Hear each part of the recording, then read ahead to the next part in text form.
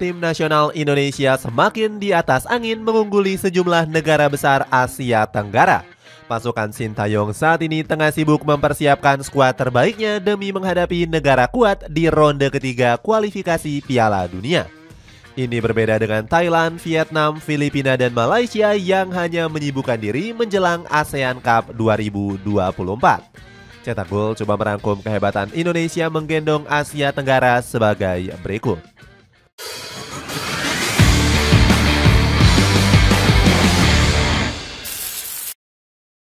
Membungkam kesombongan tim nasional Vietnam. Vietnam selalu menyoroti perkembangan pemain keturunan tim nasional Indonesia. Para punggawa naturalisasi skuad Garuda dianggap sebagai pemain yang gak terpakai di negara kelahiran mereka. Hal itu sempat disampaikan oleh salah satu bek andalan Vietnam yakni Doan Van Hau. Dia menyebut seharusnya skuad The Golden Star gak perlu takut dengan pemain keturunan Indonesia. Menurut Doan Van Hau, pemain keturunan Indonesia dinilai nggak sebagus yang digembar-gemborkan. Dia mengklaim mereka seharusnya nggak memilih Indonesia apabila punya kualitas. Doan Van Hau bahkan mengklaim pemain keturunan Indonesia hanya selevel Asia Tenggara. Do Hung Dong selaku kapten Vietnam juga seolah membenarkan komentar dari rekannya. Dia bilang teknik pemain keturunan Indonesia sangat buruk dan nggak sehebat yang dibayangkan. Vietnam juga menganggap enteng pemain Indonesia di kelompok usia. Soha.vn memprediksi tim nasional Indonesia U23 bakal tampil nggak optimal dengan absennya 3 pilar keturunan. Nggak hanya sekali, Soha juga berkali-kali mengejek tim nasional Indonesia. Terbaru, media lokal Vietnam ini menyebut kalau timnas Indonesia U19 kalah pengalaman dari Thailand. Namun kesombongan The Golden Star langsung bisa dibungkam satu persatu. Pertama, Vietnam justru ingin mencontoh cara naturalisasi tim nasional Indonesia. Bongda selaku media lokal menilai proyek naturalisasi The Golden Star sudah sangat ketinggalan zaman. Dalam sebuah artikelnya, Bongda menuliskan keberhasilan Indonesia menarik perhatian pemain keturunan hebat. Cara ini diklaim bisa mempermudah VFF dalam mengambil pemain grade A. Gembar-gembor Vietnam juga berhasil dibungkam habis lewat performa menggila timnas Indonesia U23. Skuad Garuda Muda yang lolos ke semifinal nyaris menembus Olimpiade Paris 2024. Terbaru, timnas Indonesia U19 berhasil menjadi kampiun juara usai menumbangkan Thailand. Indra Syafri selaku pelatih menyebut kalau skuad Gajah Perang bukanlah lawan yang sulit. Ex-pelatih Bali United ini mengatakan Malaysia menjadi lawan yang sulit karena tuntutan berat. Indra Syafri melihat ke belakang dirinya pernah dipecat akibat menelan kekalahan atas Harimau Malaya. Persiapan keras lawan Rusia demi Piala ASEAN Cup. Kalah bersaing di level Asia membuat Vietnam bertekad membalaskan dendam ke skuad Garuda. Gelaran ASEAN Cup 2024 akan diperjuangkan habis-habisan oleh pasukan Kim Sang-sik. Vietnam ingin kembali menjadi Raja Asia Tenggara setelah terakhir kali menang sejak 2018. Anehnya, VFF awalnya nggak memberikan beban tinggi untuk Kim Sang-sik. Pelatih asal Korea Selatan ini nggak diharuskan membawa Vietnam menjadi juara di ASEAN Cup 2024. Namun target ini langsung berubah setelah pasukan bintang emas kalah dari skuad Garuda. VFF yang kesal tiba-tiba mewajibkan Kim Sang-sik untuk membawa pulang trofi ASEAN Cup 2024. Meskipun diberikan tugas yang berat, mantan pelatih Jeonbuk Hyundai ini masih tetap optimis. Kim Sang-sik punya ambisi pribadi ingin membalas dendam dengan Sintayong. Sang pelatih nggak sudi Vietnam kembali dipercundangi oleh mantan pelatihnya di Seongnam Ilhwa ini. Pihak federasi bahkan sampai menggelar persiapan serius untuk merebut trofi ASEAN Cup. Salah satunya dengan membuat turnamen sebagai ajang persiapan. VFF nggak main-main dan langsung mengajak Thailand selaku Raja ASEAN untuk bermain di turnamen ini. Selain Thailand, VFF juga berencana mengundang tim nasional Rusia. Skuad beruang bakal menghadapi pasukan bintang emas pada 5 September mendatang. Sayangnya ambisi besar VFF justru dihambat banyak masalah baru yang terbilang rumit. Salah satunya terancam hanya bisa menurunkan pemain tim nasional Vietnam U20 untuk turnamen ini. Masalah ini juga semakin parah karena deretan klub V-League disebut ogah melepas pemain. Alhasil persiapan Kim Sang-sik nggak bakal maksimal karena terancam batal menurunkan skuad terbaik. Ungguli Malaysia dalam menaturalisasi pemain. Tim nasional Indonesia juga mengungguli Malaysia dalam memilih pemain naturalisasi. PSSI seolah mudah mencari punggawa keturunan Grade A yang tersebar luas di penjuru Eropa. FAM selaku federasi diklaim sudah salah strategi dalam memilih pemain keturunan. FAM justru berani menaturalisasi para pemain yang berada di liga lokal. Sementara PSSI punya kriteria khusus yakni mengambil pemain yang punya garis keturunan. Faiz Gurun selaku pengamat Malaysia ikut memuji kualitas para pemain skuad Garuda. Dia mengaku iri karena Indonesia punya punggawa yang bermain di liga terbaik Eropa. Selain itu, Faiz juga mengkritik kegagalan FAM dalam proyek naturalisasi. Sang pundit mengaku heran karena Malaysia sulit mencari bakat keturunan yang berkualitas. Mantan pemain Harimau Malaya yakni Ong Kim Sui menuturkan pendapat yang sama.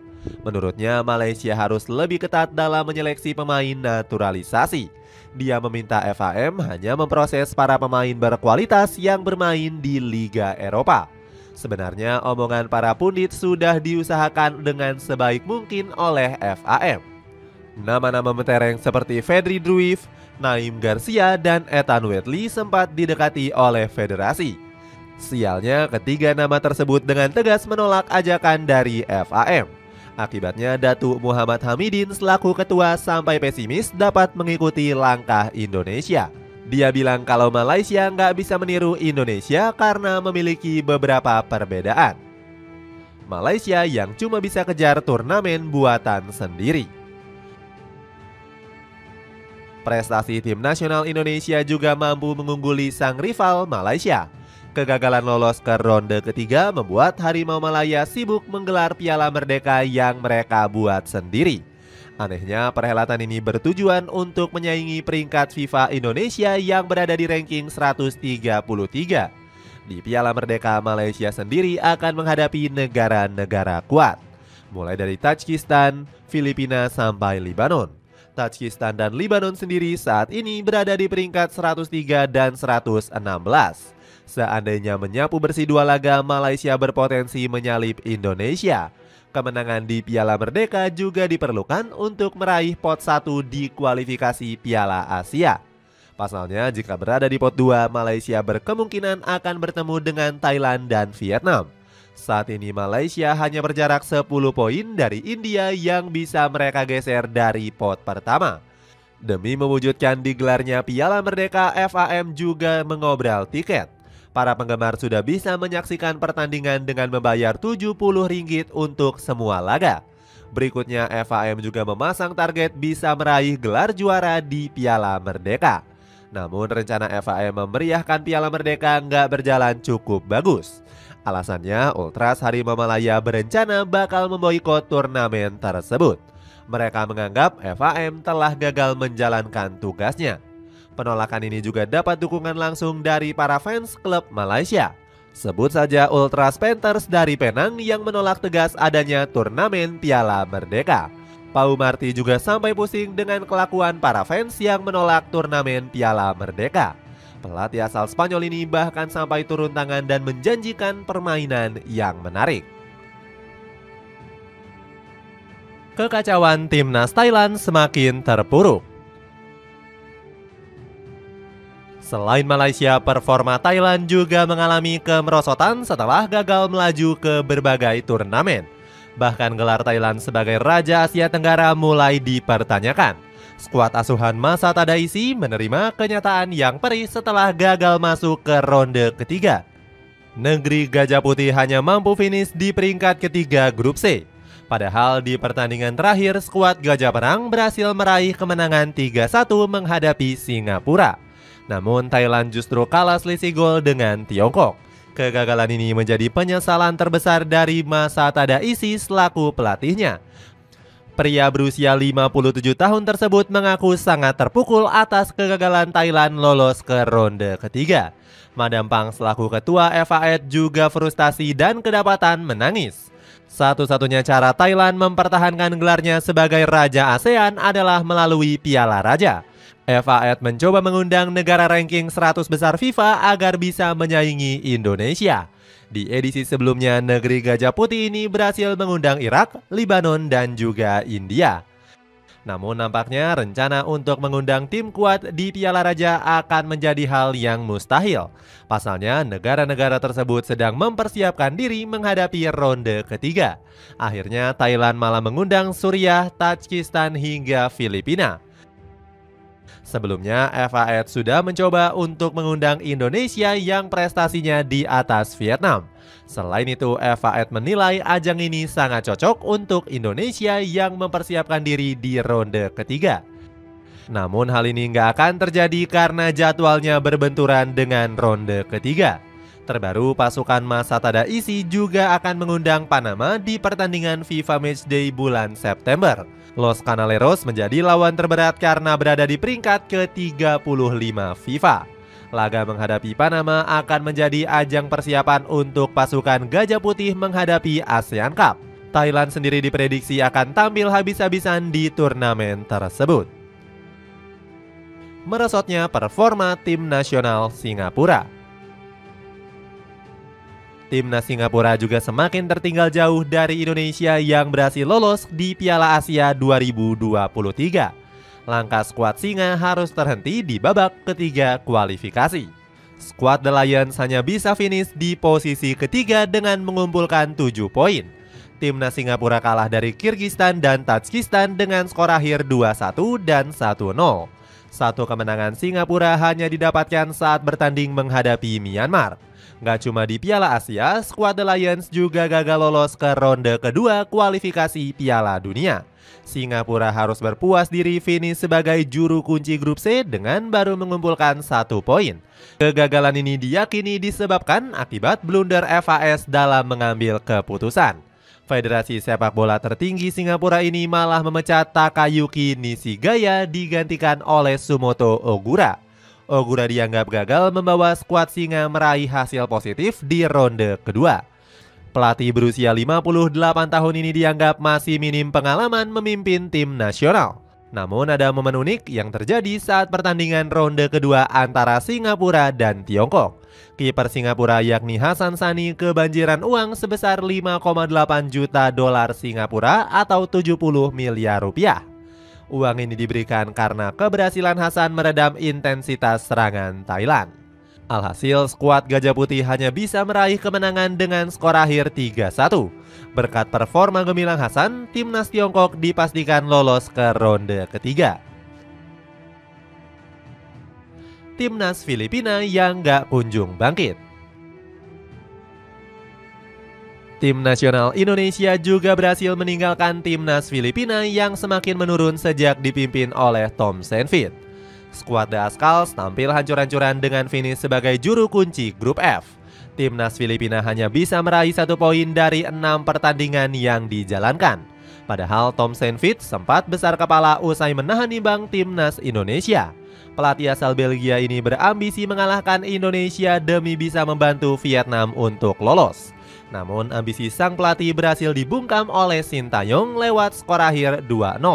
Selain menurunnya performa, timnas Filipina juga semakin kacau karena ditolak oleh pemain keturunan. Johannes Selvan dikabarkan batal bergabung karena masih terkendala masalah paspor. Padahal sang pemain sudah menyatakan ketersediaannya untuk membela Filipina. Sementara Gerrit Holtman yang bermain di tim Darmstadt dilaporkan masih belum memberikan respon. Dua pemain keturunan lainnya seperti Rafael Obermeier dan juga John Patrick Strauss juga menolak mentah-mentah tawaran Filipina. Skuad Garuda bakal sibuk menggendong ASEAN. Prestasi menurun negara Asia Tenggara berbeda jauh dari timnas Indonesia. Skuad Garuda malah bersemangat meraih prestasi lebih agar bisa menjauh dari kejaran para rival. Sintayong baru saja menunjuk asisten baru yakni Yom Ki-hun. Coach Shin menyebut sang asisten didatangkan langsung dari Korea Selatan pasca dirinya pulih dari sakit. Yom diyakini bisa meningkatkan ketajaman lini serang timnas Indonesia berkat pengalamannya. Sintayong juga sudah memanggil 26 calon pemain yang bakal tampil. Namun Coach Sintayong masih belum membocorkan pasti nama-nama yang bakal dipanggil. Saat ini hanya Hernando Ari yang dikonfirmasi telah mendapatkan satu tempat. Yu Jae-hyun bilang kalau Sintayong masih memikirkan nama-nama terbaik. Pelatih kiper timnas Indonesia ini mengatakan kemungkinan besar nama tersebut diumumkan pada bulan depan. Mepetnya persiapan membuat Sintayong dilaporkan gak menggelar pemusatan latihan. Ex-pelatih Korea Selatan ini bilang jadwal yang mepet menjadi alasan kuat. Skuad Garuda sendiri akan bermain menghadapi Arab Saudi pada tanggal 5 September nanti. Kemudian 5 hari setelahnya pasukan Merah Putih akan kembali ke Indonesia menghadapi Australia. Media Vietnam seperti The Tau 247 memuji langkah cerdas Indonesia sebelum ronde ketiga. Menurut The Tau, pasukan skuad Garuda bakal semakin matang. Itulah ulasan kehebatan Indonesia menggendong Asia Tenggara. Bagaimana pendapatmu? Apakah skuad Garuda akan semakin terbang jauh meninggalkan para rival ASEAN mereka? Coba tulis pendapatmu di kolom komentar di bawah ini.